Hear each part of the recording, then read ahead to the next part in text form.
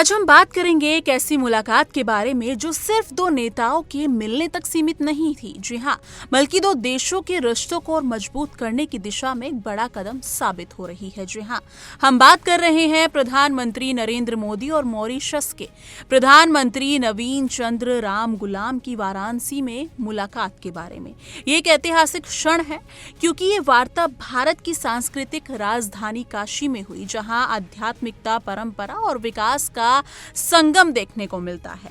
प्रधानमंत्री नरेंद्र मोदी ने अपने मॉरिशस समकक्ष का स्वागत काशी में किया। काशी, जिसे प्रधानमंत्री नरेंद्र मोदी का संसदीय क्षेत्र भी कहा जाता है, वहां इस तरह की उच्च स्तरीय वार्ता का आयोजन भारत की सांस्कृतिक कूटनीति का एक बेहतरीन उदाहरण है। जब कोई देश अपनी सभ्यता, संस्कृति और विरासत के माध्यम से दूसरे देशों से रिश्ते मजबूत करता है तो उसे सांस्कृतिक कूटनीति कहा जाता है।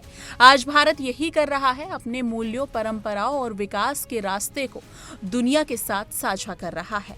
अब बात करते हैं इस मुलाकात में आखिर क्या क्या चर्चा हुई। दोनों नेताओं के बीच कई महत्वपूर्ण मुद्दों पर बातचीत हुई, जैसे स्वास्थ्य, शिक्षा और विज्ञान और तकनीक, ऊर्जा और विशेष तौर पर नवीकरणीय ऊर्जा यानी सौर और पवन और ऐसे ऊर्जा स्रोत जो प्रदूषण नहीं करते। इसके अलावा डिजिटल पब्लिक इंफ्रास्ट्रक्चर जैसे आधार, डिजिलॉकर और यूपीआई जैसे सिस्टम को लेकर भी चर्चा हुई, जिससे मॉरिशस जैसे देशों को तकनीकी सहायता मिल सकती है। इससे ये साफ होता है कि भारत न केवल खुद तरक्की करना चाहता है बल्कि अपने साथ दूसरों को भी आगे बढ़ाना चाहता है। एक और अहम क्षेत्र जिस पर चर्चा हुई वो है नीली अर्थव्यवस्था यानी समुद्र से जुड़ी अर्थव्यवस्था। इसमें मछली पालन, समुद्री व्यापार, जहाज निर्माण और समुद्री पर्यावरण की रक्षा जैसी चीजें आती हैं। भारत और मॉरिशस दोनों ही समुद्री देश हैं और इस क्षेत्र में मिलकर काम करने से दोनों देशों को आर्थिक और सुरक्षा दोनों स्तर पर फायदा हो सकता है। इस वार्ता का एक और मकसद ये भी था कि मॉरिशस जैसे छोटे लेकिन महत्वपूर्ण देश के साथ भारत अपने रणनीतिक रिश्ते और मजबूत बनाए। अब सवाल ये उठता है कि मॉरिशस भारत के लिए इतना खास क्यों है।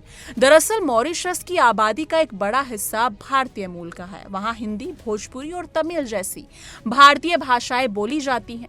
त्योहार, खान पान और पहनावा भी काफी हद तक भारतीय संस्कृति से मिलता जुलता है। ऐसे में भारत और मॉरिशस के बीच एक पारिवारिक रिश्ता भी है जिसे और मजबूत करने की जरूरत है। इसके अलावा मॉरिशस हिंद महासागर में एक रणनीतिक जगह पर स्थित है, जिससे समुद्री सुरक्षा और व्यापार के नजरिए से ये भारत के लिए काफी अहम है। ये पहली बार नहीं है जब भारत और मॉरिशस के रिश्ते इतने करीब आए हैं। इसी साल मार्च में प्रधानमंत्री मोदी ने मॉरिशस का दौरा किया था, जिसमें दोनों देशों के बीच 8 समझौते हुए थे। इसमें समुद्री सुरक्षा, व्यापार और स्थानीय मुद्राओं में लेन देन को बढ़ावा देने जैसे समझौते शामिल थे।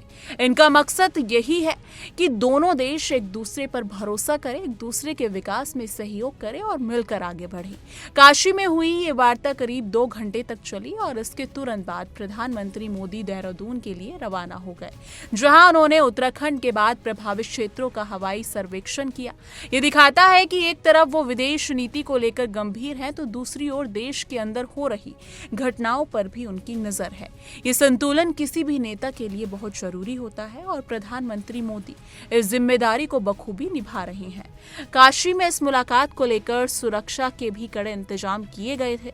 पूरे शहर को सजाया गया था और बीजेपी कार्यकर्ताओं में जबरदस्त उत्साह देखने को मिला।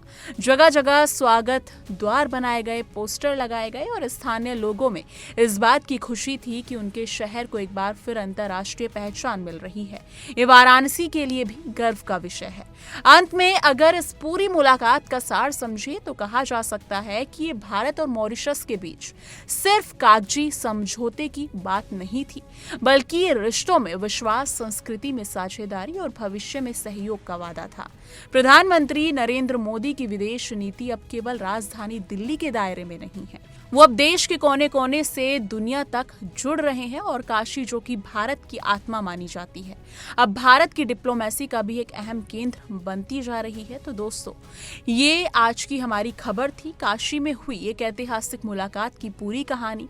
हमें उम्मीद है कि आपको ये जानकारी पसंद आई होगी। अगर आप चाहते हैं कि भारत इसी तरह अपने पारंपरिक मूल्यों और आधुनिक तकनीक के साथ आगे बढ़े, तो इस वीडियो को लाइक करें, शेयर करें और हमारे चैनल को सब्सक्राइब करना ना भूलें।